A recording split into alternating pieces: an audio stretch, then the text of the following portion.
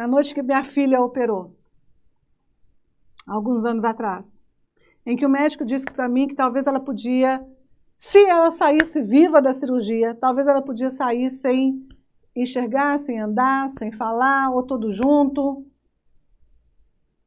E nessa noite, foi uma noite bem complexa para mim, crendo no poder de Deus, mas ela saiu com todas as funções, glória a Deus, dessa cirurgia, foi para o CTI, do CTI, com menos de 24 horas, saiu do CTI, foi para o quarto, e quando a gente estava no quarto, eu cuidando da minha filha como um bebelô, como uma mãe que abraça seu filho, não quer que ele sofra, não quer que ele tenha nada, não quer que ele sinta dores. E a minha filha com uma cirurgia no crânio, e eu saí aquela noite pelo hospital, achando que a minha dor era a maior de todas. Achando que nenhuma mãe estava sofrendo o que eu estava sofrendo. Mas quando eu passo em alguns leitos, e eu vejo que muitas crianças, até menores do que a minha filha na época, tinha feito uma cirurgia semelhante à da minha filha, do crânio, e não puderam colocar a calota craniana no local. Tiveram que fechar, retirar a calota craniana, fechar a pele, colocar a calota craniana no barriguinha da criança para esperar o prazo de uma segunda, uma terceira ou uma quarta cirurgia para depois colocar a calota craniana novamente. Eu falei, meu Deus, o meu sofrimento não é nada.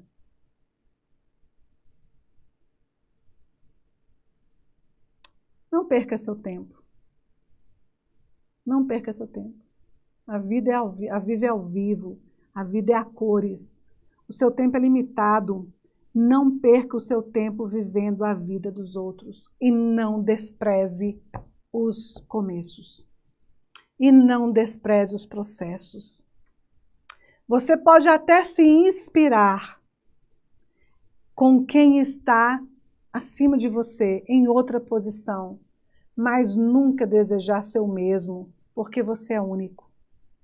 Se você desejar ser o mesmo, igual àquela outra pessoa, você está desdenhando do autor da sua vida, de quem te fez. Você está dizendo para ele, o Senhor fez errado. Eu não deveria ser eu deveria ser ele. Você é único, especial, escolhido por um motivo e um propósito só seu e Deus. Só você pode exercer o que você foi chamado para exercer, assim como eu. Só eu posso fazer isso que eu faço aqui. Ninguém mais. Não despreze os começos. Vamos falar de uma manjedoura que acolheu um bebê. O texto que nós lemos aqui no início da nossa live. Quem pegou agora, depois volta para a live. Volta no início. Nós sabemos aqui em Lucas, no capítulo 2, que na época que Maria estava grávida, houve um censo é uma contagem de população em todo Israel. E cada família, ela seria contada na sua cidade de origem. Então José era da família de Davi, da descendência do rei Davi. E a cidade dele era Belém. Por isso José teve que ir para Belém. Saiu lá da região do norte, onde eles moravam, e teve que ir até Belém, com Maria grávida. Mas chegando em Belém, nós já sabemos pelo texto, pela história, que tinha tanta gente ali naquela pequena cidade. Gente, Belém é pequena até hoje. Na época de Jesus, era uma aldeia tão pequena, tão inexpressiva.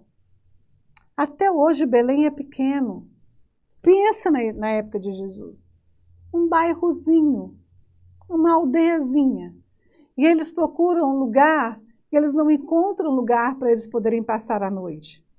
Eles não encontram lugar. O único lugar que eles encontram, né, é ali naquele lugar, uma estalagem, um local,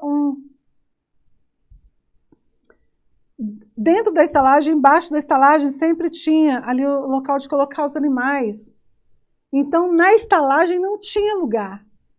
Mas como as pessoas sempre viajavam com burros, com camelos, com cavalos, então toda a estalagem, igual uma garagem, né, dos hotéis, a estalagem tinha o local para poder colocar, então, esses animais.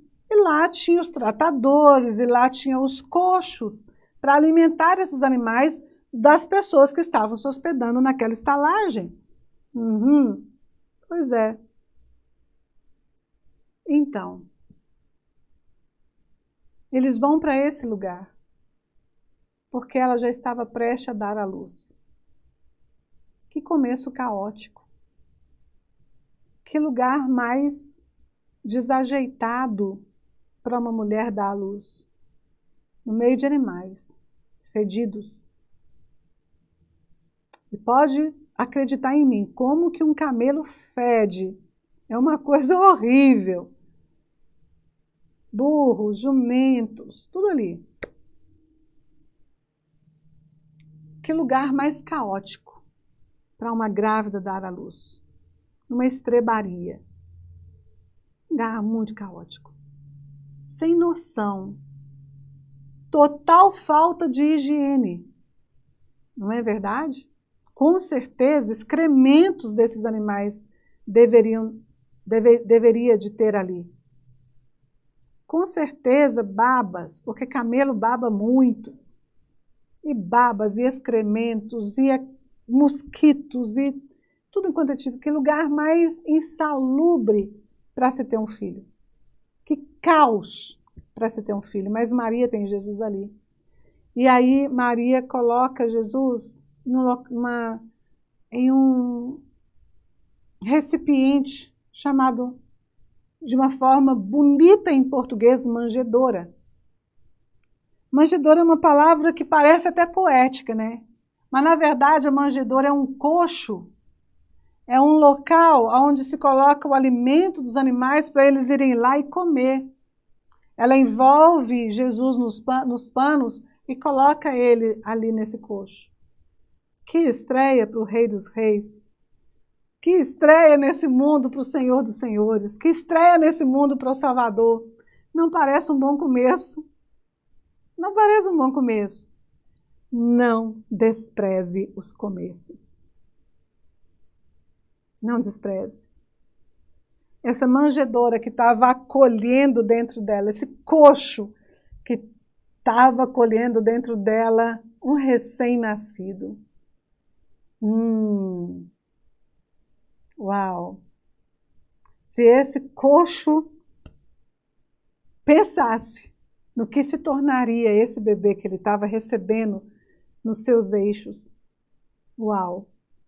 Talvez essa madeira sem forma, sem vida, até se curvaria. Não é verdade? Olha o que fala, olha aqui o que fala, não despreze os começos. Quando Jesus estava lá posto dentro desse coxo, né? Olha, os anjos imediatamente se apresentam para os pastores. E o anjo fala com o pastor, olha, corre lá, porque você vai encontrar envolto na manjedoura, você vai encontrar o Salvador que nasceu. Eu trago boas novas, lá na cidade de Davi, nasceu o Salvador, que é o Messias, o Senhor. Você vai encontrar ele envolto em panos e deitado em um coxo. Os anjos alertam o nascimento de Jesus. Um dos maiores códigos da manjedoura é que os anjos vieram para anunciar que naquele coxo existia o Salvador. Aquele coxo não era um Zé Ninguém. Não era uma pessoa que teve um início caótico. Mas no meio de todo esse caos, quem estava ali era aquele que acalma, que ordena todo o caos. Era aquele bebê que estava ali naquela manjedoura, mas veja bem. E o mais interessante ainda, que no momento que o anjo está avisando para esses pastores, os céus não se contiveram. Eu não sei se você já prestou atenção nessa cena. Essa cena, ela relata para mim que os céus não se conteve. Porque olha o que acontece no versículo 13. E no mesmo instante apareceu com o anjo uma multidão dos exércitos celestiais louvando a Deus. Os céus não se contiveram quando esse bebê estava naquela manjedoura. Nesse começo que parece caótico. Nesse começo que parece que não vai dar em nada. Nesse começo que você pensa assim, o final dessa história não vai ser bom. Se essa história já começou assim, oh meu Deus, o final dessa história não vai ser bom. Era para várias pessoas talvez passarem e olharem, esse bebê aí vai dar nada. Não vai ser ninguém, já nasceu num lugar que não é para criança nascer. Entende? Mas os céus não se contiveram. E aí eu quero dizer uma coisa para você. Batalhões incontáveis de anjos vieram celebrar. Mas eu quero dizer para você que quando você nasceu, pode ter absoluta certeza que o céu também não se conteve.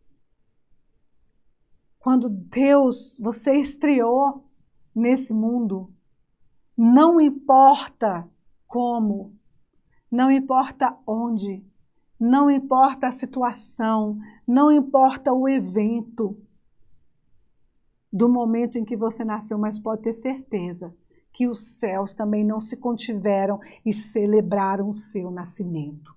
Pode ter certeza. Como é que eu sei? Porque a palavra de Deus fala o seguinte. Eu sei, lá no livro de Provérbios, Deus fala o seguinte, desculpa, no livro de Jeremias, Deus fala o seguinte, somente eu sei os planos que eu tenho para vocês. Queridos, os céus pensam em vocês, não apenas Deus, mas o céu inteiro. Ainda que o céu inteiro pensasse de você, de tudo sobre você, Deus é o máximo, né?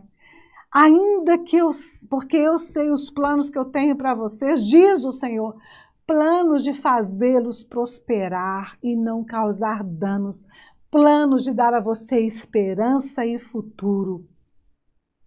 Não importa o seu começo, não despreze o seu começo. Aquela manjedoura, aquele coxo, acolheu um bebê frágil, que precisava de leite, dependente, que com certeza precisou de José, seu pai, para ajudá-lo a dar os seus primeiros passos, que precisou de José para poder ensinar ele a subir naquele jumentinho, que precisou de Maria para poder alimentá-lo, que dependeu do processo. Gente, Jesus viveu um processo, por que nós não? Não é o servo maior do que o seu Senhor, assim diz a palavra de Deus. O processo treinou aquele bebê, transformou aquele bebê em criança, em pré-adolescente, em adolescente, em jovem, que transformou o mundo. A manjedoura, esse coxo, acolheu um bebê no momento caótico, frágil, dependente, mas essa manjedoura entregou ao mundo o poder da restauração, ressurreição e salvação.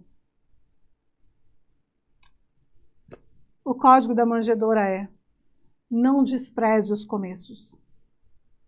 Quanto mais caótico, mais sucesso, mais poder, mais de Deus, mais extraordinário, mais sensacional. Não despreze os começos, os pequenos começos. Não despreze a falta de recursos. Essa é a oportunidade de ver Deus agir, na ausência dos recursos. Valorize os processos, são eles que capacitam a cada um de nós. A marca da manjedoura somente pode ser vista pela multidão dos exércitos dos céus, porque são eles que celebram conosco.